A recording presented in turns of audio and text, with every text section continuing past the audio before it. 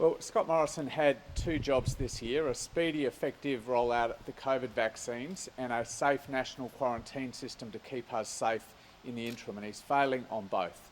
As of today, the United States has delivered almost 290 million COVID vaccines, the UK 60 million, Canada more than 20 million, but here in Australia we're still languishing at just 3 million vaccines.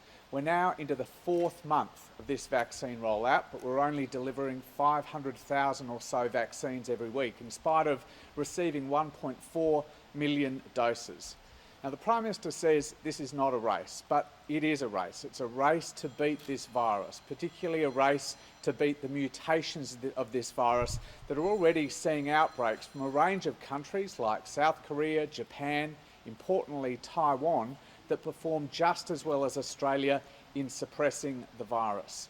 Here in Australia, we've now seen the 17th outbreak from hotel quarantine in just the last 6 months, that again today has resulted in very serious restrictions being placed on Victorians.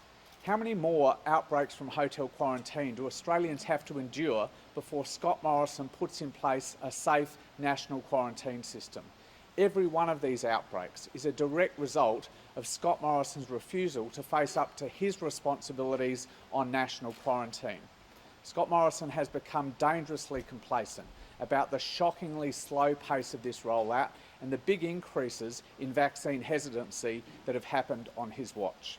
Happy to take questions. How concerned are you about Victorian cases? Well, we're very concerned about any of these outbreaks. We're seeing them all happen outside of or as a result of failures in the hotel quarantine system. We've said, many other experts, going back to Jane Holton well into last year, but more recently the AMA, that hotels are built for tourism. They're not built for medical quarantine. They're a stopgap to deal with an issue we had in the middle of last year, but everyone has said they should be replaced by safe, purpose-built national quarantine facilities. That is the responsibility of the Commonwealth Government. It has been for more than 100 years, and Scott Morrison's failure to do that is directly resulting in these outbreaks and the restrictions you see in place in Melbourne today. Your home state's allowing people in regional areas over the age of 16 access to coronavirus vaccines. Do you think that other states should look at widening their eligibility categories to encourage more people to get the jab? Well, we want to see as many jabs put into people's arms as possible, but I do say right now the priority should be those populations that were identified at the beginning of this year as requiring vaccinations before the dangerous winter season. Those are particularly Phase 1A, older Australians, Australians in aged care facilities, Australians in disability care facilities, and their care staff.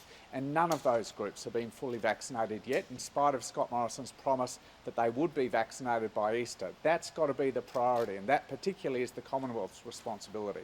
As to what states do, we are very happy with any programs that result in more jabs going into arms. But for Scott Morrison, the priority should be those vulnerable groups that are still not vaccinated and are dangerously exposed as we move in a week's time into winter.